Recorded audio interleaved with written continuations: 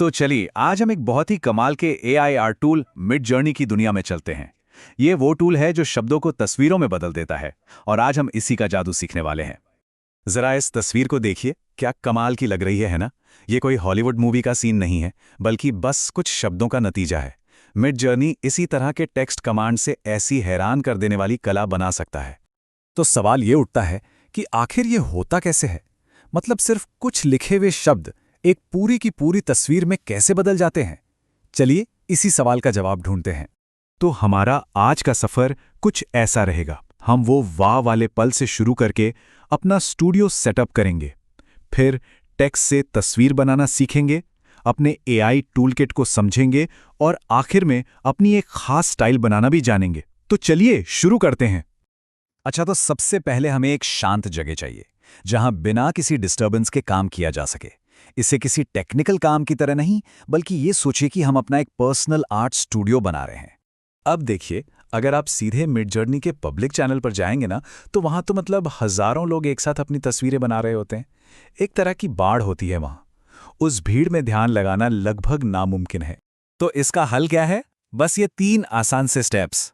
पहले डिस्कॉर्ड पर अकाउंट बनाकर मिड जर्नी ज्वाइन कीजिए, फिर अपना एक प्राइवेट सर्वर बनाइए और आखिर में मिड जर्नी बॉट को उस सर्वर में इनवाइट कर लीजिए। बस हो गया आपका निजी स्टूडियो तैयार। चलिए अब आते हैं उस जादुई पल पर। वो पल जब शब्द पहली बार तस्वीर बनते हैं।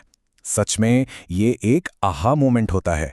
मिड जर्नी में जो सबसे जरूरी कमांड है वो है /imagine। इसे एक जादुई मंत्र समझिए जो एआई को कहता है, चलो अब बनाना शुरू करो।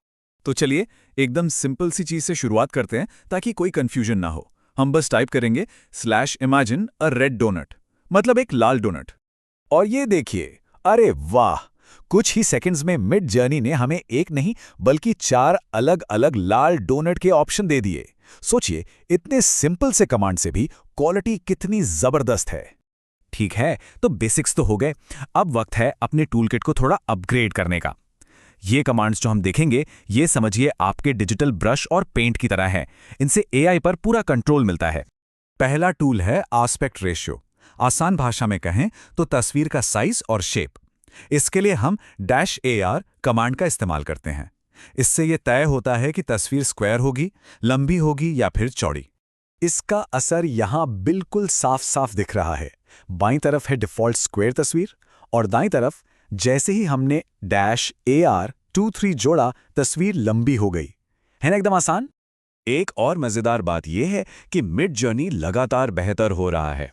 जैसे यहां देखिए, वर्जन 3 का डोनट थोड़ा सपाट सा, कम असली लग रहा है, और वहीं अभी का जो वर्जन 4 है, उसका डोनट कितना ज्यादा डिटेल्ड और स्वादिष्ट लग रहा है।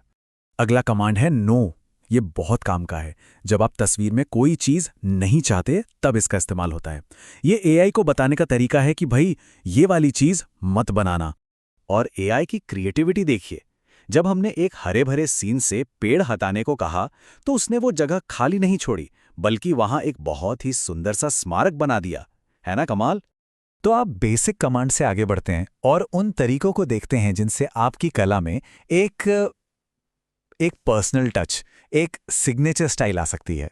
तस्वीरों की क्वालिटी को फौरन बेहतर बनाने का एक बहुत आसान तरीका है कुछ पावर वर्ड्स का इस्तेमाल।